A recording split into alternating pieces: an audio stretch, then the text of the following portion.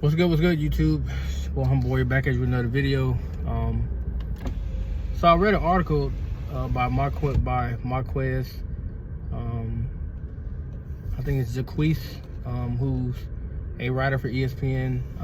He recently just put out an article saying that Tua is very confident in his and been given a nice extension by the Dolphins. My take on that is, as I stated before, I really want to see him play on that 5th-year option. Reason being because I want to see his evolution in terms of his performance during the regular season, as they say now, in big games that he's not able to win, which I think is kind of ridiculous, because it seems like every year with him the narrative changes. The first 2 years it was his health. The third year it was his ability to throw deep / health. This season that just passed, is he played 17 games, he stayed healthy, but he lost big games. Okay. Now is, hey, he really doesn't deserve that money that they're talking about giving him based on his performance in the big games. So next season, which they have a much harder schedule next season. Let's just say hypothetically Tua beats. Let's say they have 8 hard games. Let's say Tua goes 4-4, or let's just say he goes 5-3 in those games. He beats 5 good teams, really good teams. He loses 3. What's going to be the conversation then? I mean, does he get paid by each victory he has, or should they take money based on his losses too? I mean, people gotta set a certain bar for him that's sometimes unreachable in the eyes of many fans that say that he's not elite. He shouldn't be considered that. He shouldn't be in the same class as, Herbert or Burrow or Mahomes or Hurts or whatever, because he has not made a deep playoff run. I would argue to say that his very first playoff experience didn't really go that bad. Granted, yes, the element did play a big part in it, but he had situations around him that did not pan out very well. AKA, they stopped running the ball. Then he had dropped by his receivers. Then his line was so bad that you watched him drop back, and literally under 2 seconds he had to get rid of the ball. Now he missed a couple of throws. The A-chain throw that he threw to the dirt, that probably been a touchdown. More than likely, we don't know. We're just speculating. But he missed a few throws. However, in the same token, to unfairly criticize him based on what you think he can't do speaks volumes about how biased some fans really are when it comes to him. Do I think he should get an extension? No. And I'm a true Tua fan. However, I think that if the Dolphins want to be smart, they would allow him to show that, hey, I can get you guys past the first round, maybe past the divisional, and constantly be competing for an AFC Championship / Super Bowl. The unrealistic expectation to be in the AFC Championship game every year is retarded. It's not going to happen that way. That's why people try to downplay him against Mahomes and other people, because they say that the expectation every year is the AFC Championship / Super Bowl. But if you look at Mahomes, what has been given to him? What has his team done? Well, they gave him a stout defense this year. The year before that, they had a complimentary running back who's a rookie. They still got Travis Kelce. They still had dependable guys that made plays when they needed to. And they had Eric Bieniemy, who made that offense flow. Now this year, the defense was a big piece of why they were so successful. Other people may say differently, but we all saw the games. We saw that the second half of the AFC Championship game, they didn't score another point. But the defense also stopped. They also shut down the what's the name of that team? I don't forget who they played. Oh, the Baltimore Ravens. We saw the defense shut them down. So it's different elements to this. It's not like it all fell on Mahomes, because time after time again, did he really do much in the second half of the AFC Championship game? He did not. but his defense played lights out. They gave him a field goal toward the end of the game, and that's all she wrote. So, and they won 17-10. So it's like, I mean, if you didn't give up really 2 touchdowns in the first half, you're more than likely gonna be in the game 7-10 going into the fourth quarter, which means you got a chance here to either tie the game or get a touchdown to win the game. But they did the most damage in the first half. The second half, defense, put on their chin straps and went out there and did what they had to do. Now, I dissected a little bit. I diverted a little bit, but back to what I was saying about Tua. The contract in itself is about his longevity, what he can do for the Dolphins long term. The question is, are they willing to invest in a line that's going to help him do that? Because most of his success came from throwing under 2 seconds. That's not who he is. If you go back and watch his rookie and his sophomore highlights, he had more time to throw the ball. He just didn't have reliable receivers all the time. But he had more time to throw the ball. Then his third year, they gave him Reek. Granted, yeah, he put up 3,600 yards in 13 games because he was out the remaining 4. But he put up 3,600 yards, I think like 25 touchdowns, and I forgot how many picks, but he was efficient. And the Baltimore game clearly shows that, because that's the game that he put up 469 yards, 6 touchdowns. And this season, Waddle was banged up. Hill got banged up toward the end of the year. They do not have an athletic tight end to save their life. I don't know why they think it's okay to not do that, but hey, in today's game, it's like flag football. You need more athletes. Ask Mahomes how beneficial it is to have young athletic talent that's going to help you win games like Rice. Kelsey's, he's getting up there in age, but he's still somewhat mobile to where he can separate and create problems. However, it's nice to have a dynamic receiver like Rice. I'm not going to say Justin Watson because he's not that dude. The rest of them are just chessboard pieces. But it's the Rice, Pachenko, and Kelsey show. That's what it is.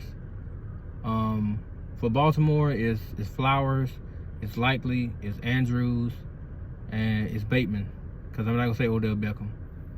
But if you pay to it, you have to be smart enough to understand that he needs at least a decent line. If you put him behind that same line again next season, he's probably going to get injured, more than likely. Unless I feel like if Tua wants to get paid, he needs to drop that bulk weight, because I still think, based on this season, he's learned how to get rid of the ball. So if you can do that, and if you can smartly play like situational football to where you can not only affect the way the flow of the game goes, but you can grab momentum back when it is slipping away, then you'll be proven, you will show that, hey, I'm capable of being that guy for this franchise. This only his 4th season, so I know people are getting jittery because they expect instant success. I mean, the kid has a winning record, so I don't know how much more instant you can get than that. Yeah, you can say he's lost a postseason game. That was his first one. I mean, it's many other players that lost their first postseason game. Tua's not the first, and he won't be the last. But if you pay him now, you have to think about the longevity of the team. I'm not saying, don't completely pay him, but like I said at the beginning of the video, should they pay him right now? No. But I know the team, or the general manager, Chris Greer, he wants to think of the long-term effect of the team. And Tua was good for this team. My only query with him is, instead of so much talking about putting on yourself now, during the game, situational football, down and distance, whatever, make those plays so that way when you stand in front of the podium, you don't have to say, that was on me. That was my bad. Miscommunication, blah, blah. Nix that in the game so you don't have to talk about it after the game. Now, every play will not be completed. Every pass will not be completed. Every first down will not be converted. However, if you convert more than you don't convert, and you stay on the field more than you stay off of it, and you get touchdowns instead of field goals, you have a better chance of winning ball games like they did this year when they went 11-6. However, when you don't do that, now you're forced to come to the podium and explain over and over and over and over again why these same plays produce the same results, even though year after year after year we've heard, hey, we're going to get better, we're going to learn from this, blah, blah. I feel like he's getting better, But I feel like his coach is choosing to call the same stuff, and it's getting aggravating now. It's like, bro, we watched screen passes 38,000 times, but it's only because your line holds up for less than 2 seconds. If they go for more than 2 seconds of blocking, pass blocking, or otherwise, he's in trouble. When they're run blocking, they can run block to the end zone. They can take their guy and push him back so far that he'll go right into the stands with the other fans. But when it comes to pass blocking, they cannot seem to get the guy on the ground and move on, or keep a constant, as they say, keep a circular wedge around Tua to where he can make the throws, because it's been proven he makes plenty of throws from inside the pocket. And some other guy that said that I don't know what improvisation means. Improvising does have to do with moving the chain, sir. When the play breaks down, how do you get the ball to your playmakers when the script is pretty much thrown off, or when the script has been, thrown out, or the play or the pocket breaks down or whatever? Can you improvise in that moment? He's done it. He's literally stepped up, stepped to the right, stepped to the left, or got out the pocket to make a pass to Reek, Waddle, whoever, to convert either a first down, score a touchdown, or whatever. Now all of a sudden I don't know what that means. Okay, but that's another subject for another day. I think the Dolphins should hold off on paying him, but I got a feeling they're gonna pay him anyway. Either way, God, I'd be happy. I just want them to be smart about this off season, because they got a lot they got to address, and I don't think it's primarily starting with Tua, because a lot of people are trying to write him off, and it's like, do you not understand the dynamics of this team and the way they were built? And not to mention, I'm not gonna say, destroy or bash Tyreek, but at the end of the day, 90% of their offense is him. That's a huge problem. He is not the system. He should be a cog in the system, like a piece, a part of a piece that's a part of the puzzle that puts it all together. He should not be the puzzle. He shouldn't be that way. But Mike McDaniel has got in his brain that, hey, if Reek don't get a certain amount of yards, then, we probably have that much success, which why the numbers say when he doesn't get over 100 yards, they lose. If you get over 100 yards, they win. That's the stupidest thing I heard in my life. That means teams have game plan for Reek, and they have shown that, hey, if we keep him on 100 yards, hell, they have a really good chance of beating the Dolphins. And it showed. What happened in the Kansas City game? What happened in the Buffalo game? What happened in the Ravens game? The Tennessee Titans game. It goes on and on and on, you know what I'm saying? So that has to stop. That has to change. This offseason, I want to see them cut certain players that's not going to do any good. Braxton Berrios got to go. A few other names have to get out of there to make room for a dynamic, either tight end / receiver that's going to make plays, that's going to be out there producing right away, that's going to help either get first downs or touchdowns. So they'll all fall on Reek and Waddle. I mean, me personally, I'd rather have a 6'2", 6'3" receiver than a 5'10" receiver any day. But you cannot discount or try to mesh what Tyreek does. He's a dynamic superstar.